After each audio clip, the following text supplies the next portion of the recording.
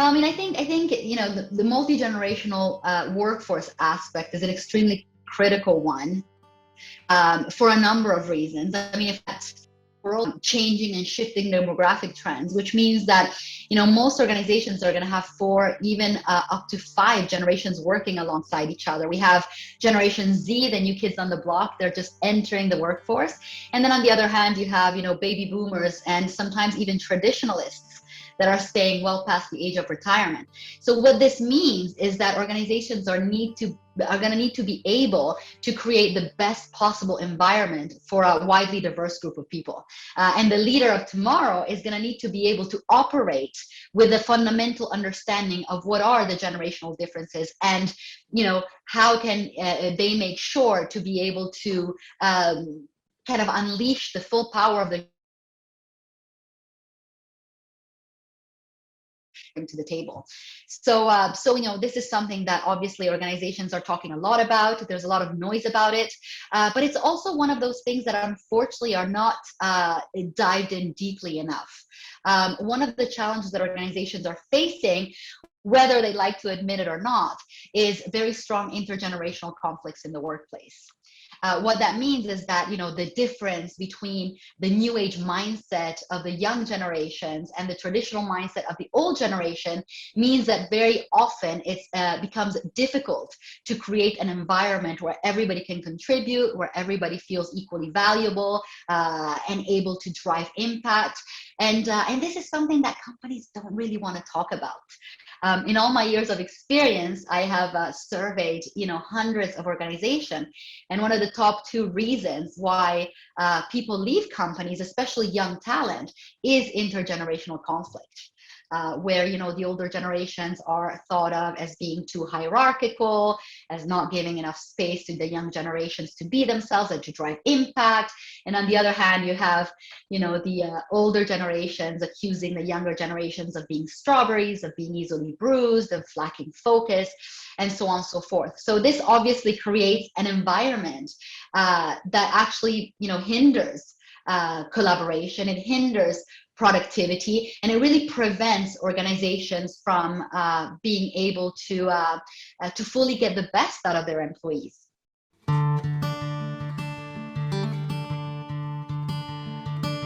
Well, I think this is a really interesting, probably I'm going to get misunderstood in some ways, but one thing that I think is really important to acknowledge, without minimizing, of course, all the disruption and all the pain and all the complexities that COVID-19 brought. From my perspective, from a multi-generational workforce perspective, COVID is possibly one of the best things that could have happened.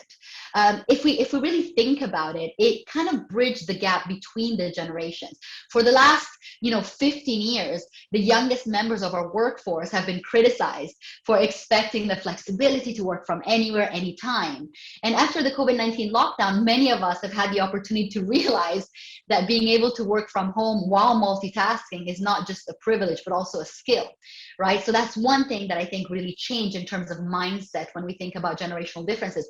At the same time, embracing technology and being seen in their own element has made the older generations appear much more without considering that even those who to flexible working arrangements now have had the opportunity to enjoy family. And this is something that, baby boomer or traditionalists had to give up for most of their careers, right? Because it was always work, work, work first, and life and living and family coming second. So these people are also very unlikely to want to give that up again.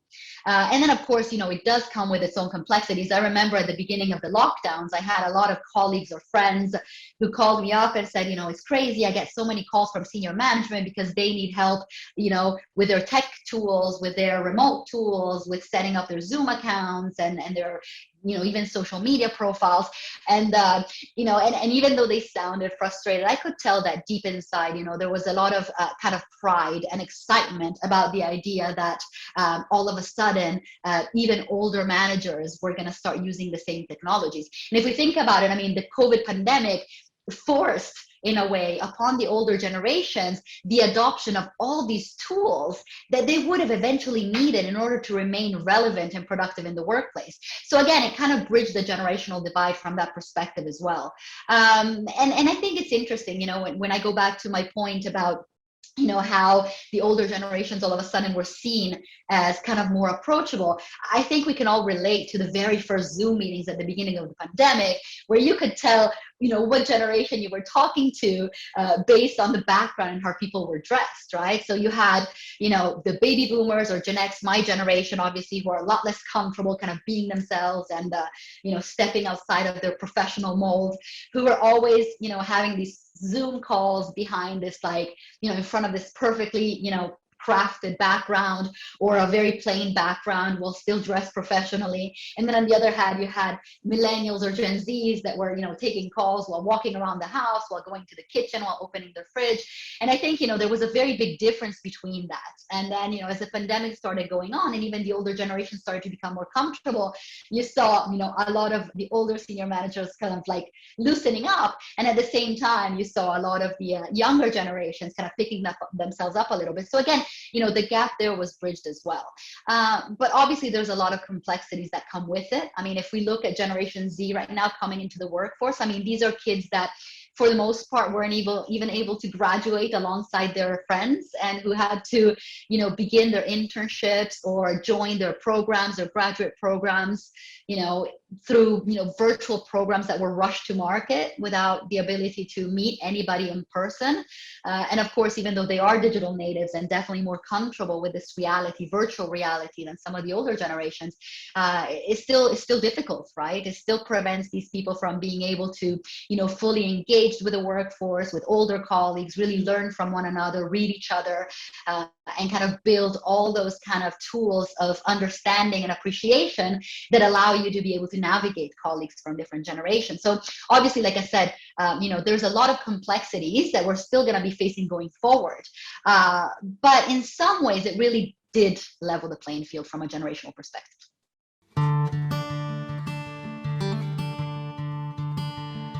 Absolutely. Intergenerational conflicts are very, very real. I have been, working with organizations for almost 20 years on this.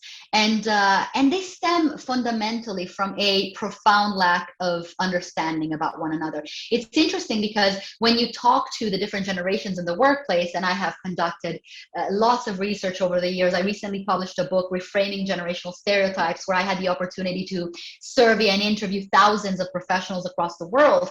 But it's interesting because if you ask the different generations whether intergenerational conflicts are frequent, 44% of baby boomers, 55% of millennials, 48% of Gen Xers, and up to 70% of Generation Z actually tell you that generational conflicts are frequent or extremely frequent. And it's interesting because the cause is usually rooted from their explanation in different mindsets, different approach towards hierarchy, different use of technology, different communication styles. So you have the young generations telling you that they feel the rigid hierarchies and outdated management practices fail to get the best out of young employees. And on the other hand, you have the older generations that say that the young employees lack discipline, patience, focus, or the rigor needed to accomplish tasks. And so you then kind of reinforce this confirmation bias where, okay, boomer, and yes, you strawberry, and it's really hard to get the different generations to understand one another.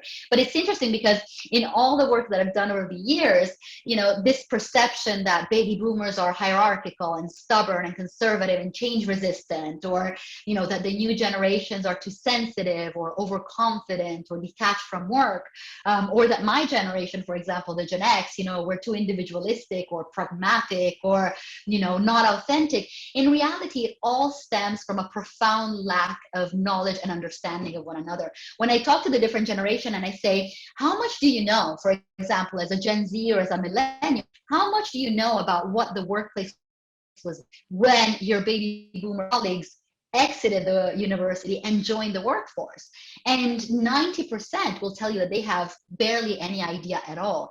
And so what happens is that without this understanding, right, that the ways that we operate, our behavior, our mindsets, our way of communicating, even our way of leading is deeply rooted in the socioeconomic, political, historical, workplace contexts that we experienced while we were growing up and entering the workforce, then all of a sudden it's impossible to reach that level of understanding. Because if you meet a Gen X like me and you see that I'm not authentic, or you see that I have, issues, for example, hanging out with the younger hires and going out and spending time and talking about myself, they automatically will think that I'm self-important, or I think I'm better, or I cannot be authentic.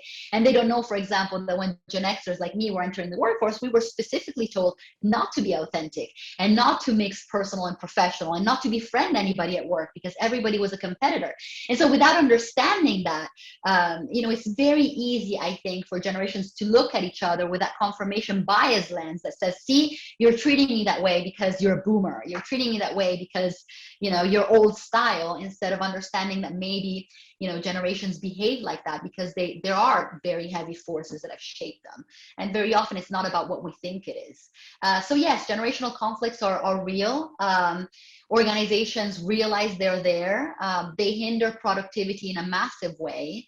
I have spoken to hundreds of HR professionals over the years, and recently, my most recent survey, and they're basically saying that all these intergenerational conflicts that they experience in their organizations lead to discord among workers and unhealthy competition and lack of teamwork and lack of mutual respect and low employee engagement, high turnover, stagnated innovation, slow technology adoption, lost institutional knowledge, which obviously prevents the organization from being able to attract the right talent, retain the right talent, drive innovation forward, and position themselves as strong employers to the external marketplace.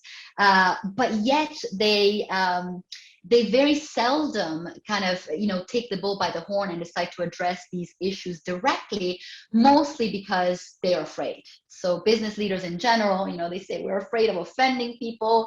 We're afraid of, meeting everybody's expectation. We're afraid of sounding politically incorrect. I had companies telling me they can't use the word young or old when they refer to generations because they're afraid people are going to take offense. And naturally, that's how we measure time, right? Older or younger. It shouldn't be a bad thing or a good thing. But organizations are really having a hard time understanding how exactly to address this challenge.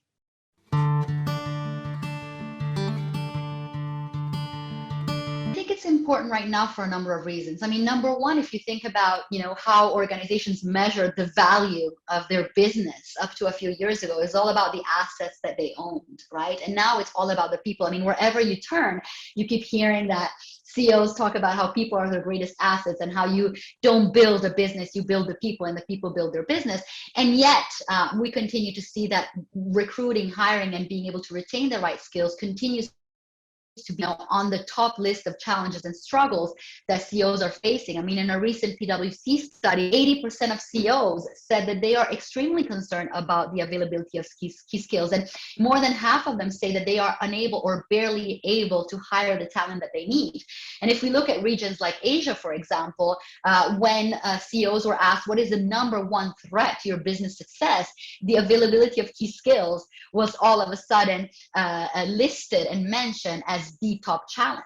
So, hiring and identifying and bringing in the right people is already a challenge. So not being able to retain them then when you bring them in because you don't have an environment that is able to embrace them. And as I said earlier, make everybody feel equally valued, equally able to contribute, and equally important, of course, it's going to be a challenge for companies because they're going to keep losing people. And then, as I mentioned, I mean, we have these shifting demographic trends. We never really had 5 generations working alongside each other. And then if we fast forward to COVID and all the disruption that it's brought, I mean, you have entire industries that have to reinvent themselves. You have, industries that are converging and mixing and becoming one. You have, tons of roles that all of a sudden have become obsolete and that are requiring people to be able to upskill and reskill themselves in order to continue to be productive members of the workplaces. So if you add all of this and then you incorporate all the challenges that we're facing as a society, from climate change to everything else that we're seeing, it is clear that these are not challenges that organizations are going to be able to solve through the traditional hierarchical way of doing business. These are challenges that organizations are only going to be able to solve by combining the vitality, the creativity, the idealism of the young generations and the knowledge, the experience, the resilience, the institutional understanding of the older ones. So, again, really business success, and I believe, success in our society as well, now more than ever, depends on intergenerational collaboration. And so that means that every business leader, every manager is going to need to be able to create the best possible environment for completely different people. And you can't do that if you have understanding. And as just to kind of wrap up, and I said, and I wrote in my book recently, and I strongly believe in, is that COVID has completely kind of enhanced the importance of talent. And while on one hand, the future will require a much more calculated, flexible, and sensible approach to recruiting, employing, developing, and reskilling and upskilling people, for organizations being able to combine, as I mentioned, the resilience and social mindedness of today's youth with a broad range of experience and skill sets of the senior employees will really mean the difference between surviving and prospering, or in some cases going completely out of business. So now is the time for organizations to really acknowledge generational diversity as a core component of diversity, and find ways to get all generations to combine equally their strengths and drive the business into the future. And this is the way for organizations to fully unleash the true power of their human capital.